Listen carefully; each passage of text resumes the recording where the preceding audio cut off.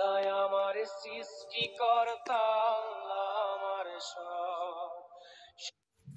এখানে যে কলার টিউনটা শুনতে পাচ্ছেন, তো এই কলার টিউনটা ধরুন আপনার ভালো লেগেছে, তো আপনি কীভাবে নিজের ইমোতে সেভ করবেন এটা এই ভিডিওতে দেখাচ্ছি। একটু লাইক দিয়ে অবশ্যই ভিডিওটি কন্টিনিউ করবেন। এখানে এই যে কলার টিউনটা এটা আপনার ভিডিওতে সেট করার জন্য আমি এখানে আবার চলে যাচ্ছি, এখানে আবার ফোন দিব, মানে আবার কল দিব। তো আমি এখানে ভলিউমটা মিউট করে নিচ্ছি। এখানে দেখতে পাচ্ছেন এই যে আল্লাহ আমার সৃষ্টিকর্তা, এর মধ্যে আমরা ক্লিক করে দিব। এই যে লেখা আছে এখানে কলার টিউন, এখানে ক্লিক করব। এখানে ক্লিক করার পর দেখতে পাচ্ছেন সেট কলার টিউন, এখানে ক্লিক করব।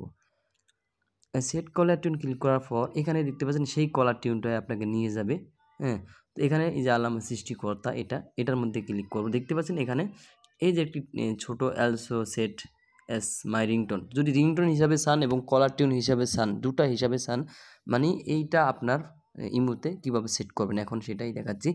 তো যদি রিংটোনও চান সেক্ষেত্রে যে এটা টিক চিহ্ন দুটাই থাকবে, আর যদি রিংটোন না চান শুধু কলার টিউন সেক্ষেত্রে এই টিক চিহ্নটাই, ছোট্ট টিক চিহ্নটা তুলে দিবেন। তাহলে যেহেতু আমি চাই না রিংটোন হিসাবে, সেক্ষেত্রে আমি দেখতে পাচ্ছি টিক চিহ্ন, এটার মধ্যে ক্লিক করব। এটার মধ্যে ক্লিক করার পর এই যে ইন ইউজ দেখতে পাচ্ছেন। এবার আমরা ভ্যাগে চলে যাব, মানে একটা কেটে দিব, একটা ভ্যাগে।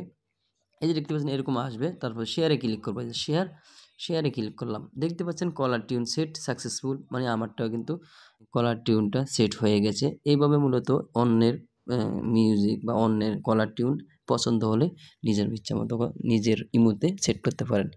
ভিডিওটি শেয়ার করে দিবেন, অবশ্যই একটি লাইক দিবেন আর চ্যানেলটি সাবস্ক্রাইব করে দিবেন। ধন্যবাদ।